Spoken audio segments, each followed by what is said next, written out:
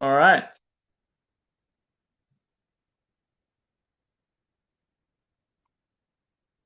Hello and welcome to today's webinar, Beyond the Prompt, Securing AI to Unleash Innovation. I'm Chris Hosking. I'm AI and Cloud Security Evangelist with SentinelOne, and I'm joined today by my colleague Lawrence Pingery. Lawrence, do you want to introduce yourself? Sure, Lawrence Pingree, Head of Data and AI Security Research at Software Analyst Cyber Research. We're a new up-and-coming research firm. And in terms of my background, I was a Gartner analyst for 17 years. So, All right. Fantastic. Well, we've got a lot that we want to cover today, so we're going to get stuck in. But I'm also seeing a few people join our audience as time is ticking on. So we might just have a little wait as we allow everyone to settle in to their seats because we wouldn't want anyone to miss any of the content that we're going to cover today. that's right. Apologies, I should have organized some music. I haven't done so. So play your own music for the next 20 to 30 seconds, I would say.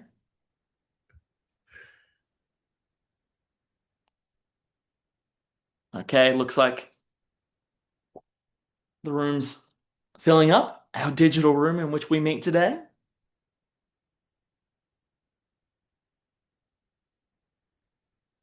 All right. Well, let's go. We'll do a quick repeat of the introduction for those that are brand new to our recording that have just joined us. Hello and welcome. It's Beyond the Prompt, Securing AI to Unleash Innovation. I'm Chris Hosking, AI and Cloud Security Evangelist, SentinelOne, joined by Lawrence. Lawrence, you want to do that quick intro again, please? Sure, Lawrence Pingree. I'm Head of Data and AI Security Research for Software Analyst Cyber Research. Over 17 years as an analyst, published over 300 research notes and a former Gartner analyst as well. Good to Just meet you. imagine how many of those you could publish at today's speed with generative AI, right? Exactly. Yeah, 3 years from now it'll be 1,000. That's Okay, right. let's get stuck in. Here's what we're going to cover today in terms of agenda. We wanted to talk about AI in the wild, AI adoption and how that's fundamentally changing, and how that change is creating an inflection point for defenders. Because the requirements in the threat surface are changing almost month to month. Uh, we're then going to introduce, to everyone's great joy, a brand new acronym, UADP. Don't worry, we'll be getting stuck into it thoroughly.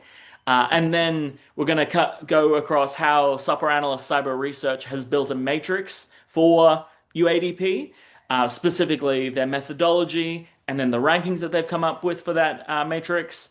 And then to finish off with, I'll just be doing a little bit of a light exit on SentinelOne and why it is that we care the way we do about AI for security and security for AI. Let's get stuck in.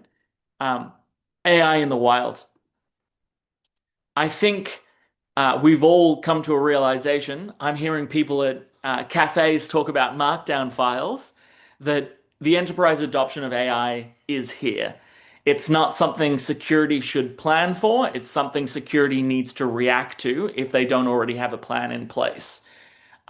Unfortunately, given that AI is here, so are its risks. I wanted to very briefly talk about some of the research from SentinelOne in terms of where we're seeing AI across our customer base. These are, in this instance, I want to look at distinct AI websites used per month. It used to be that you could identify these very quickly. Is someone going to the domain ChatGPT? Are they going to Claude? Now AI is built into Canva, into Salesforce, into many of the tools that we're using day to day. And so these numbers might surprise you. Across last year, we found that for small organizations, it was 42 websites that were used on average. For mid-market organizations, it moved up to 72. So there's a real range in the types of websites that people are visiting that have generative AI powering them. To continue on with Sprawl, looking across those sites, Prompt Security and SentinelOne have classified their risk. 78 as low risk, 21 as medium risk, 1% is high risk. Now, there may be some of you in the room that think 1% is a low number. Those of us in security know 1% is where we live and die. How do we find the 1%? How do we put controls around the 1%? And finally, um, a fascinating bit of research from last year was the occurrence rate of policy violations. Again, a small number, 1.6%. But think of this in terms of if you have 45 employees and they're doing 12 prompts a day, that's 9 violations every day. How do we find those 9? How do we sanitize inputs? How do we ensure that outputs are used appropriately? But this is about AI embedded into websites and web apps. That's very much, I would say, how AI was seen in 2023, 2024, probably the first half of last year. Would you agree, Lawrence, that that's a previous understanding of AI?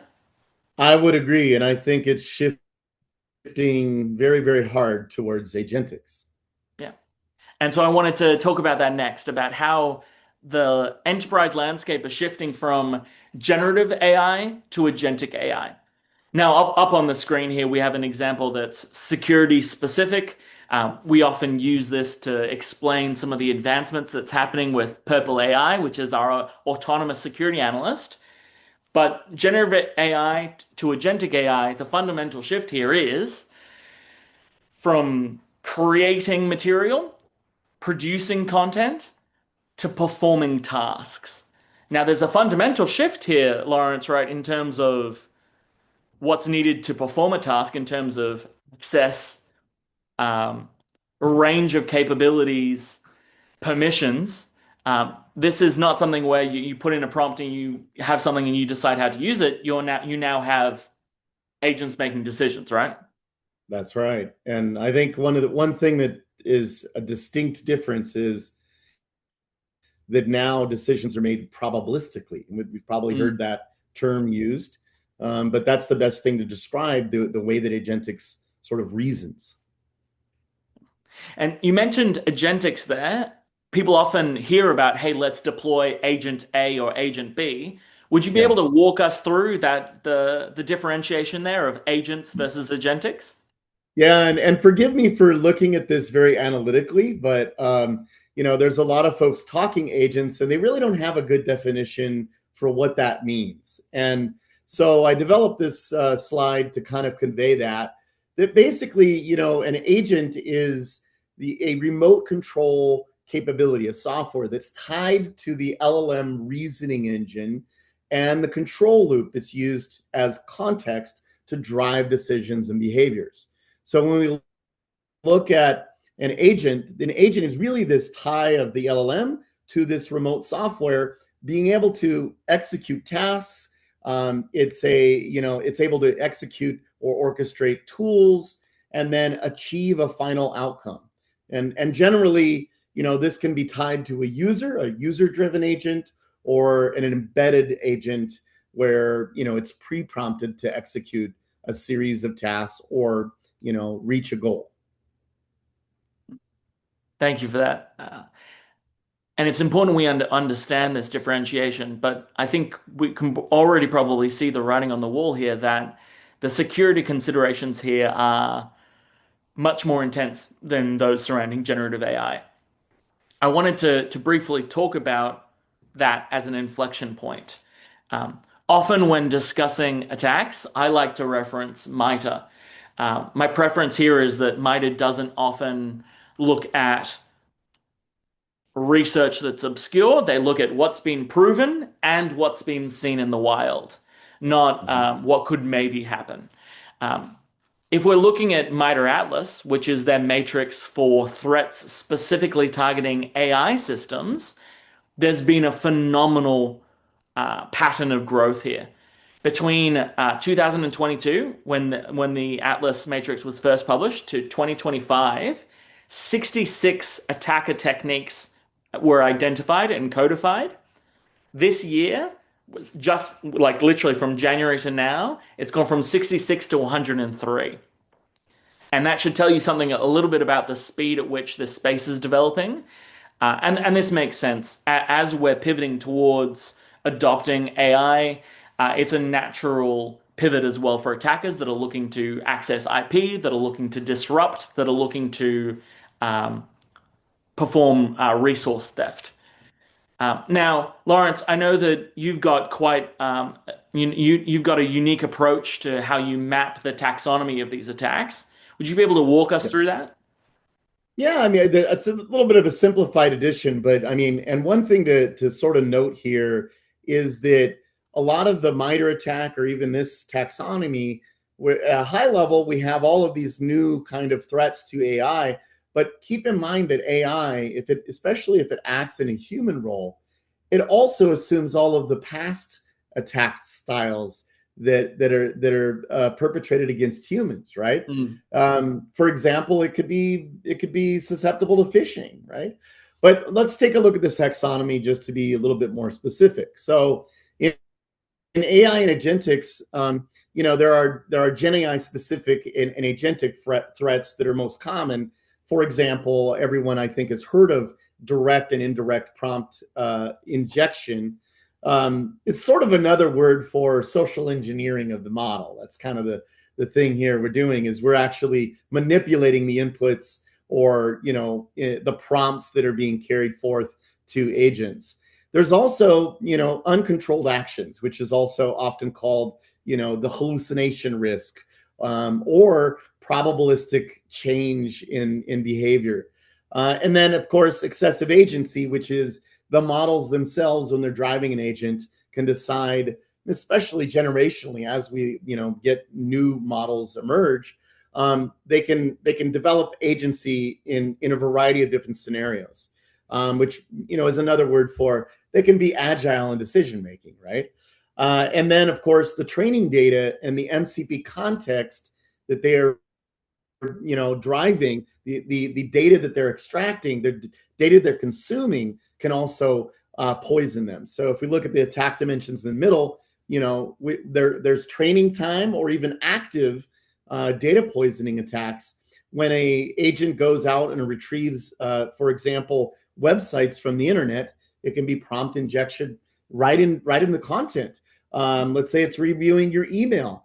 The email itself can have hidden characters, and a variety of other attacks can be, given right in an email message.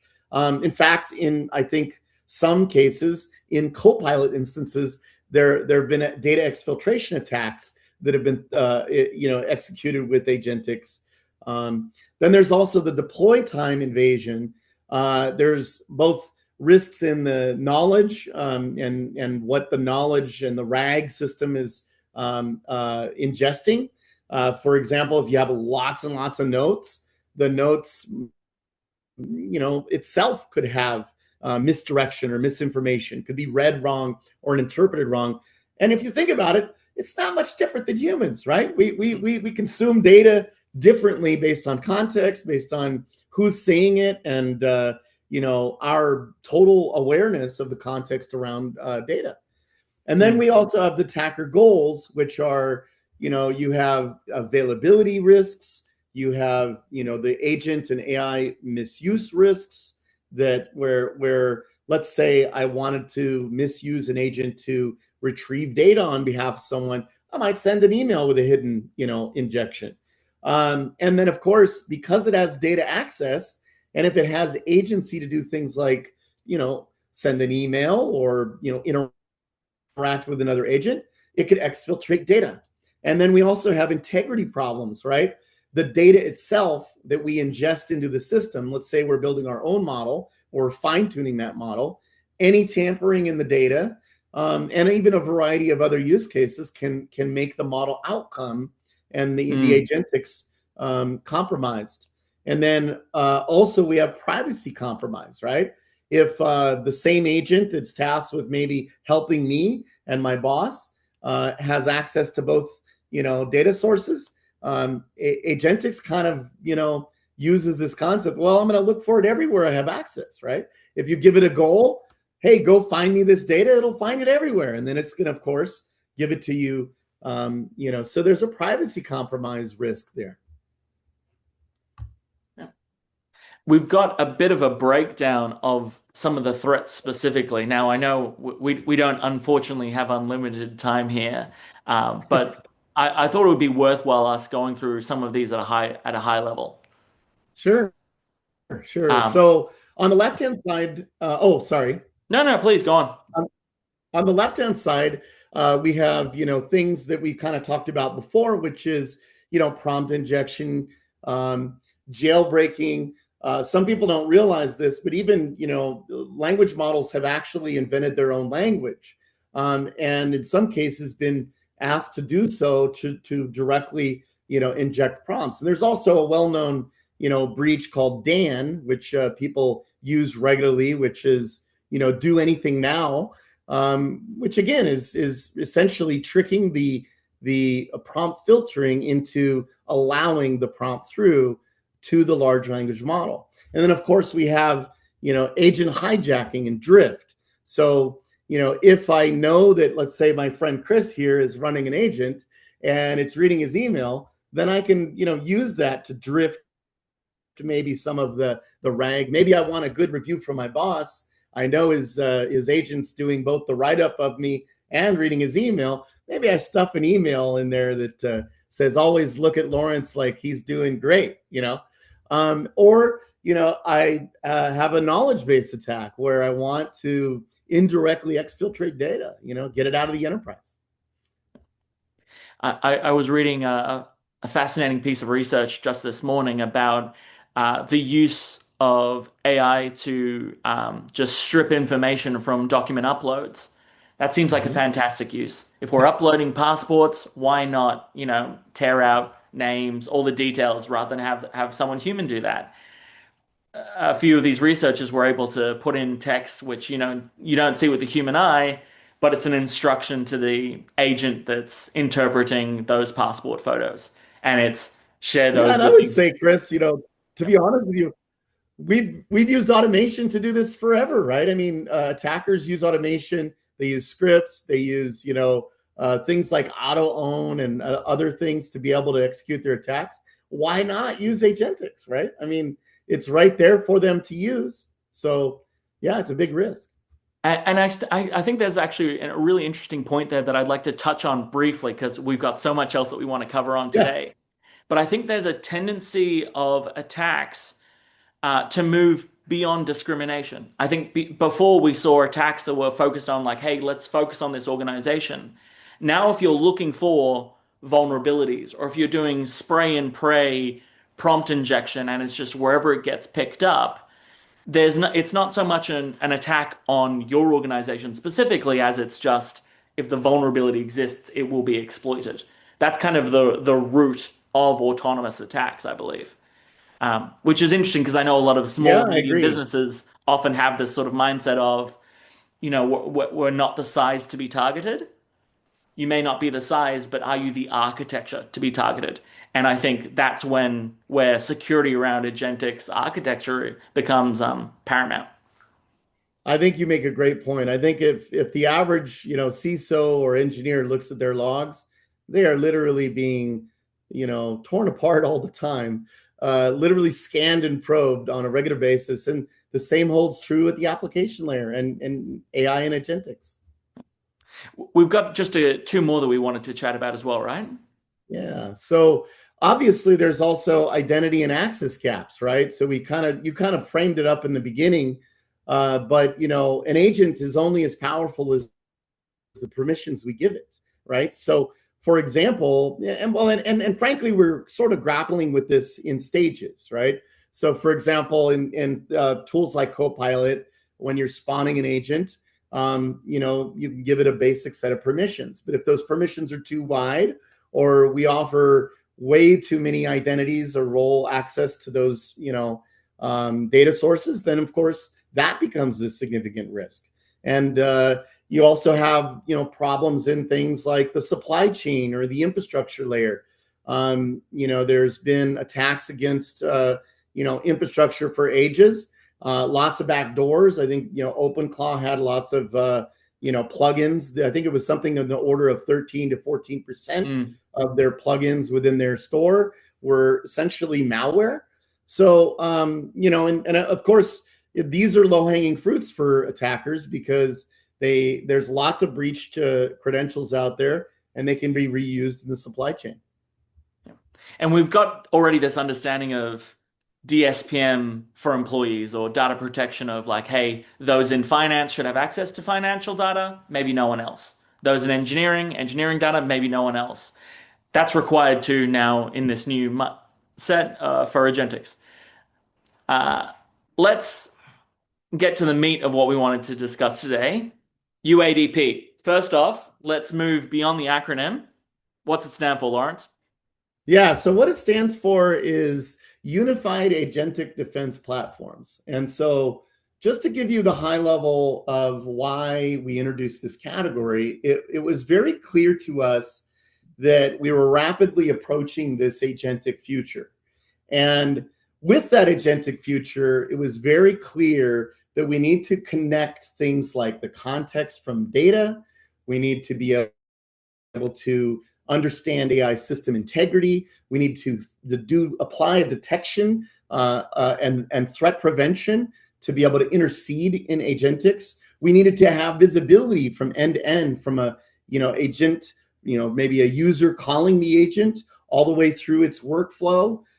And that needed to be applied with DLP policies, preventing that 1.5% or so you call out earlier in violations. And then we also needed to do things like posture assessment. We still have the mandates of compliance, regardless of how large we are.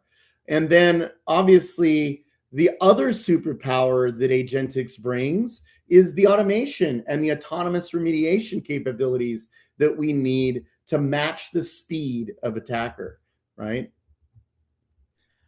Just on compliance, I don't want to derail the conversation too much now, but I think we all need to start preparing for the EU AI Act. Much like GDPR before it, that's not going to be a regulation that only affects EU member states. That's where EU citizens reside, and that's globally. So for American organizations selling into Europe or organizations that have European employees, which is most organizations globally, the EU AI Act coming into force this August, quite frankly, demands this style approach to understanding full inference and the AI life cycle. You make a great point. Earlier on in sort of my stream of research in AI, I identified that when agent to agent comms were to arrive, we would have to convey the context between agents, right? We would need to know that, if organization A and organization B are going to communicate, they need to have a sense for how data is handled, how an agent might be going off the rails. And so this is the expanded view of the unified agentic defense platforms. And you can see in the bubbles there on the upper left, we have visibility into the workflow and AI, this notion of prompt shielding, which is prompt filtering, guardrailing, people call it often, visibility into model risk, workflow monitoring while the agents are executing tasks. On the upper right, we have data security, which includes, DSPM, mostly for data labeling and, sort of posture assessment. And then obviously privacy and compliance and the application of those kinds of policies. At the core is the autonomous agentic threat prevention and control. So think of that as, the brain center of all of these different attributes. And then, of course, runtime protection and the telemetry that we can get from workloads or, where the agentics are being run. It might even be in a SaaS offering. So various data sources feed in, as well as things like the identity context. Because if Chris's agent goes off the rails and starts phishing me, we want to know who did it. I'm just kidding. Well, at the end of the day, I'm the one that'll end up being liable, right? There's no agent to sue, right? They're not going to show up in court. It's unfortunately going to be me. I hope not. So, but the also, we need context, right? We need this global context, and in an adjacent area of research that I did, I introduced the concept of just-in-time trust, and that is, an expansion of intelligence gathering to derive intent around agents. So the culmination of all of these things is the unification of agentic defense, which is why we called it Unified Agentic Defense Platforms, or UADP. And you've got a view of this as well that's more life cycle oriented. Would we be able to just fly through this quite quickly and then we'll move on to how we Definitely. went about building that matrix, how you guys did that? Sure, sure. So in when you're actually building AI and agents, there's a process that we have to go through. So that's everything from preparing data in the augment phase, where you're trying to bring data to the agent or the AI RAG systems, the developmental stage, deployment, which is automating things through the AI, CI/CD pipeline, operating the actual agent within the runtime environment, and then obviously attesting to all of the elements, being able to attribute any kind of attacks, and then of course retirement and recycling. So in the case an agent goes off the rails, you kind of want to shut it down and maybe restart it. So this process is something that I think is something that CISO should think about. And obviously for compliance needs as well, there's often a recertification at that point. If there's a That's if you right. know if there's a major model update or so That's on. right. All right, and then to finish off, attestation and operation. Oh, sorry, no, you've Yeah, already I covered mean, this, haven't you? I'm yeah, I reading the think I wrong covered way. that, but that's I'm reading the okay. wrong No way. worries. Um, all right, let's get into how software analysts, cyber research constructed their matrix. I'd love to hear more about the Majestic Technoscope. Take us away, Lawrence. Yeah, I love it. So, I mean, obviously, some of the readers might think, well, we're comparing not exact apples to apples. And actually, that's a good representation of the market. So, what I did is I approached this as a survey. So, I surveyed 45 different organizations or 45 different questions of a variety of different vendors, and primarily I focused around some of the key capabilities and having each of the vendors justify it. So, for example, we covered with questions in remediation and automation. How do they handle, the remediation of, for example, DSPM risks?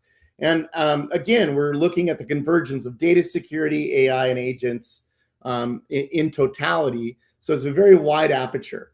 We also looked at, each vendor's sort of organizational commitment. What is their, founder, what's the ethos of the founding? What's the mission of the org? Is it rightly aligned? Those kind of things. We also looked at customer success, things like quantifiable ROI and OpEx reduction, benefits to accelerated AI adoption. And then at deployment, we looked at how smooth is this to deploy? Is it low friction? Is it an agentless deployment? How fast can I get that time to value? And then we looked at various commercial models. How is it that this org is delivering value to its customers? And then of course we looked at the completeness of their supply chain visibility. Can they do things like AI bombs? And are they looking at model integrity, et cetera? And then of course the big one, which is agentic workflow control, the ability to intercede in sort of the runtime environment, and how breadth is covered across various capabilities in the UADP definition. And then obviously, first and foremost, we look at penetration. How much are these providers being adopted, and are they a niche capability or a broad based one? Two things really stood out for me here. Um, Customer success, that focus on does this platform accelerate AI adoption? Um, Mm-hmm. Lawrence, you and I both have that cloud background, that CNAP background. You and I both know that for a long time, one of the major barriers to cloud adoption was uncertainty about security. And that's where security actually becomes a phenomenal enabler to unlock innovation, to, achieve innovation without risk rather than that focus on risk. So that one really stood out for me. And then the next was the focus on inline agentic workflow control, because ultimately, given the power and permissions and mandate of agentics and agents, inline is where security needs to occur. Obviously, we need that shift left style of AI bomb. We need to ensure that the data going in is clean. But as AI is running, we need controls that have teeth and that can take action. And so that was a key standout for me.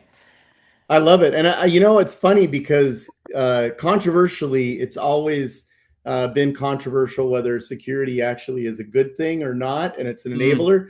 But I always think of it like the boat analogy. We're the lifesaver, we're the life preserver, right? I mean, you can do boating safely with having the right life preserver. So in this slide, we're talking through kind of, the methodology here. So I mentioned we looked at, 45 distinct criteria. Each of the vendors are contractualized to allow objectivity and independence of SACR. So if you're questioning, how we went about this, I'm a big believer in integrity and honor, and so we have very strong objectivity. We scored the vendors on a 1 to 5 scale with 1 decimal place. We're not going to disclose the scores, but the vendor was able to do their own scoring, and then an analyst, myself in this case, went in and scored each of the different questions. We also performed, vendor and customer interviews, objective third-party considerations. We looked at, data about each of the vendors in, various review forums and all of that. And then we asked for each of the vendors to demonstrate, through a proof and actual demos to come to our final scores. And then we did offer a vendor fact review phase so that each vendor could kind of weigh in and correct us factually without embellishing. Yeah, on behalf of the community, I would say that at some point we'd probably love to see that chart of Oh, I do. vendors versus validation, because it's always good to know how those gaps are different between different organizations, I would say.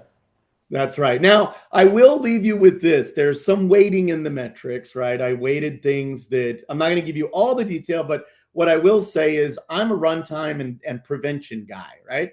Mm. And those of you that have followed my research over the years know that I prioritize, the technology and the actual prevention, because I'm an outcome-based guy. So, yeah.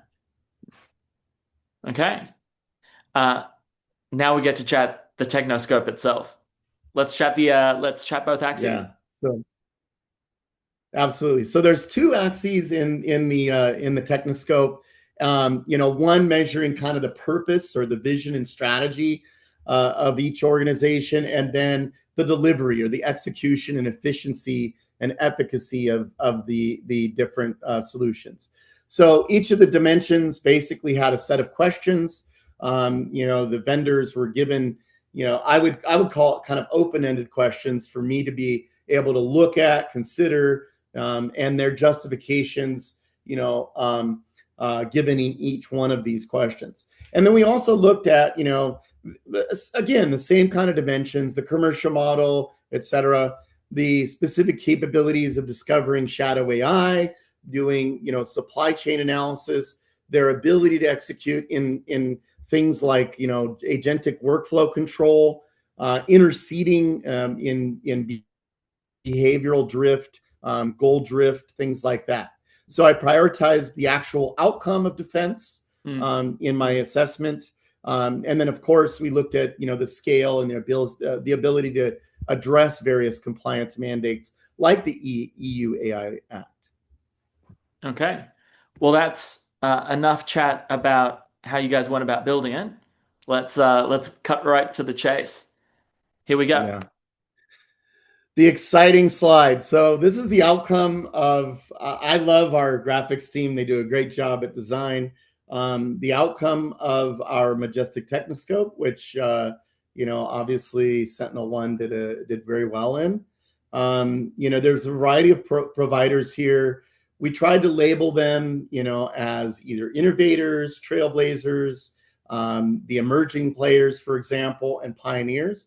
Mm. Now, keep in mind, there's something like 80 some odd vendors in this space, and emerging every day, being vibe coded every day. So, if you don't have the vendor of your choice in here, don't fret. We will be doing another assessment.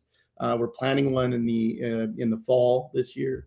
So we'll have an updated set of vendors. But I looked at all of these vendors, and obviously some of them are clustering very close to each other, which means that they are essentially grappled in various throes of product development and delivering this sort of what I consider the panacea. Now, keep in mind that whenever you look at a ranking, I created the questions to be lofty, right? Like I'm a guy that likes to shoot far and see how things line up and measure up. And then keep in mind, this will also evolve this next go around. So I'll set the bar even higher. Various capabilities will have emerged and actually already are emerging now. But I think that, this is a good representation of how you might look at, defending agents and AI, and unifying these concepts together. Now, obviously, Sentinel-1 has shown up in the innovators. We're showing up top right. There's a little bit of a write up here. Would you be able Yeah. to chat briefly about that positioning and how that came to be? Yeah, and obviously, when you're doing a scoring, just like if you were sitting there as an engineer, because I tend to think of myself as an engineer, I looked at it, for the breadth of what they can deliver, right? So can I one-stop shop, or am I going to have to fill in gaps with various vendors? And there's, different schools of thought on this. I mean, some people like to do best of breed. Others like to do, platforms. I think, most of us believe that this is a platform war at this point. And so, when it comes to breadth of features, that's really, one of the reasons that some of these vendors are top ranked. In the innovators column, these folks are demonstrating high efficiency and efficacy in delivery. So that execution, being able to move forward quickly, launch their products and then iterate very rapidly. And then they have a good vision of what the future is going to be. So back to my loftiness, they're aligned to that really lofty, future view of where things are headed. And then they're effectively converging, that breadth across data security with agentic defense and of course AI and prompt filtering, all of that. So, I recognize Sentinel-1 as leveraging, Purple AI and the EDR roots, as well as, complementing things in the SOC. And of course, being able to do prompt filtering and all of the things that Sentinel-1 can do, all in one essential, platform, which I think, helps our clients save money and build efficiency around a platform concept. I think end of the day, context is often king. And that's not to say that platform vendors are able to do everything, but when they can, I think that's where real value starts to be unlocked, when we can look cross-domain. After all, attackers don't see domains, they just see what's possible. In terms of ensuring holistic visibility, I'm always a big believer in platform security, personally. Yeah. And you mentioned context. One thing that I think is really important to point out about, AI in general is one of its superpowers is really kind of, you're leasing cognitive power, right? And it can connect various events. If you give those events in a string, it can convey them in human readable format, and it can make judgments, right, about their intent. So the broader the data set, the better and more accurate and less false positive prone threat detection is. The ability to characterize, the actual behaviors, and of course having lineage on the things that various agents are doing and who invoke them. Fantastic. Well, thank you for running us through that, Lawrence. Sure. To wrap us up, I thought I would just briefly chat a little bit about the Sentinel One advantage. After all, I am an employee, so it's something that I should talk about. Um, for those of you that might not know, Sentinel One, for the AI era, we like to say that our purpose is clear: to give advantage to those who secure our future. This has actually been a long-term focus of ours. We've been an AI and ML security company for years. The focus has always been on how can we empower security teams? How can we make security intuitive? And how can we bridge that gap of human to machine interface that's needed to respond to the scale and speed of today's attacks? Now, we operate with something that we call autonomous security intelligence, and that's really our approach to how can we ensure AI native protection across the enterprise? How can we elevate, empower, and speed teams and lessen the impact on teams and try and reduce things like burnout, and let's maybe take manual tasks that aren't particularly difficult but are time intensive. Let's make those autonomous. And then how can we be intuitive? Now, in terms of why we're doing that, hopefully the outcomes would be clear. But if we want to spell those out, it's really about how can we increase security posture and increase security programs, de-risk them. How can we turn the SOC itself into something that is machine speed and that isn't full of a series of unhappy faces? Because I know a lot of SOCs have burnt out people with frowns, but genuinely to also unlock innovation. Chiefly AI innovation. That's so important. We've been discussing all today, and that's why our focus has been on AI for security and security for AI. Now, in terms of how we achieve that, that's not actually something that I'd like to go into detail today because we don't have enough time and I don't want to keep everyone too long. But it is a platform play, as Lawrence discussed, that you know spans the breadth of endpoint security, identity security, cloud security, exposure management, and AI security. Of course, that requires a data lake approach, a SIEM approach, an AI SIEM approach, and that needs to be augmented by humans, by managed services as well, which is available. That's the meat of what we wanted to cover today. Um, we'll be making that report available for all of you. I will be making this webinar available as well for those of you that want to rewatch. Um, for any of you that want to reach out about discrete or distinct conversations around AI security, whether that's securing employee usage of AI or trying to put some guardrails around vibe coding, or you're building your own AI app, or you're moving into agentic AI, we can have that conversation alongside the broader conversation of data security, endpoint security, identity security.